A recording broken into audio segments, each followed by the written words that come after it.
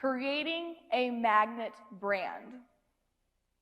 When you create a magnet brand, you are creating an experience and reputation that goes beyond your personal self. So if you're an agency and you're saying, you know, my name's Olivia Richardson, I'm an insurance agent, you don't work with anybody else but me, I'm the best person, whatever, my brand is Olivia Richardson. You're really hurting yourself for growth in the long term. So, is anybody familiar with push versus pull marketing?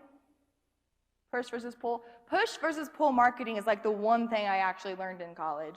And essentially what that is basically how you find new prospects. A push style marketing is you putting out a message with a strong call to action that somebody responds to, and that's how you get a new client. They don't know you, they never heard of you, they know nothing about you, but they saw a message that inspired them to act. It's more expensive, it's true prospecting, but it works. What we try to do when we create a magnet brand is more of the pull style marketing, meaning that you are familiar with me, you are familiar with my message, you are familiar with my content, and I am the obvious choice to work with. Why would I answer an advertisement whenever I have the choice to work with you? How do you become a magnet brand? 2 ways. Number 1 is consistent and constant messaging. Getting your content out there consistently and constantly. And that's the best way I can say to do that. You know, we see people do that via Facebook, doing that via billboards, just keeping your message in front of them.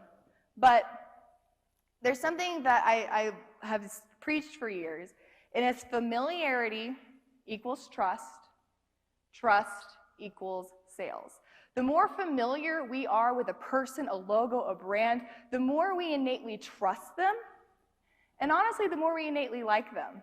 And I'll prove it to you, all right? It's like when you hear a horrible song on the radio, and the first time you hear it, you're like, this is awful. You even probably will turn off the song, and then the next time you find yourself singing along, all right? Let me prove it. Hey, I just met you, and this is...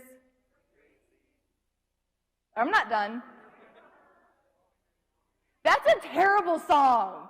We can agree that's a terrible song, right? But we just, all of us sing together and all of us are laughing and all of us are having a good time. And the only reason why that happened is because you heard that song on repeat until you wanted to throw away your radio.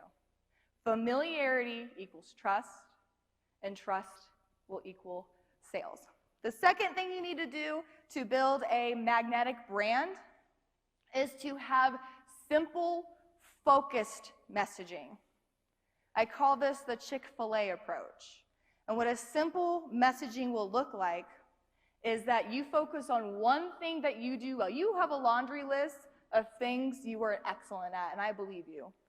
But for when you do any campaigns, advertising, anything to promote your brand, your logo, focus on one of those things per campaign and hammer that home. Because humans don't believe other humans, believe it or not. And so if you have a laundry list of things you're incredible at, not only does that confuse the message and kind of confuse what you do, but it also causes people to think that you're being dishonest. Because there's no way somebody can do all of those positive things. I call it the Chick-fil-A approach because if you're familiar with the new Chick-fil-A commercials, it's like a person sitting on a couch with another person, and they talk about one thing that Chick-fil-A is just like the best at. And it's very rarely chicken, but that's how they do it. They talk about what they're the best at. That is how you create a magnet brand. And once you do those 2 things to create a magnet brand, you use it by essentially, if you're going to grow, right? That's what we want to do here. We want to grow. Are you growing by admin or are you growing by downline? If you're growing by admin, you need to make sure that your administrative team is included in your branding, included in your logo. They need to trust them as much as they trust you because you need your admin team. I'm talking to those people trying to get over that 300 client hump. The reason why you're having a hard time getting over that 300 client hump is because you are out of the most valuable resource, and that is time. You are spending your time, you have to, you don't have an option. This is not me getting after you. This is me saying, I see you. You are spending your time having to deal with claims, consumers, customer service, Myrtle, who still doesn't understand how her cancer insurance plan works, and I get that, I see you, Myrtle. You are spending your time doing non-money-making activities that have to be done. So whenever you have an administrative team to take over those tasks, why would a person, if you've been doing this whole thing, building you as a brand, building you versus your agency, why would anybody want to work with anybody else? Why would I take a call from your admin team? It's kind of a smack in the face to me that you're not calling me, that your admin team is. So you need to build a magnet brand that includes them to free you up for true money-making activity. The same can be said if you're going to be working and growing your empire by adding downline agents. Your brand, your logo to a downline agent needs to equal opportunity.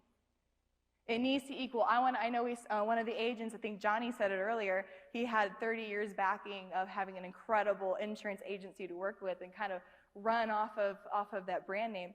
But if you don't do that, again, what your brand should be naming to an agent, it should mean opportunity because you're doing pool style marketing. It should mean opportunity. It should mean leads for your clients, or for your downline, excuse me. So it should be easy to recruit downline agents when you've created a magnet brand.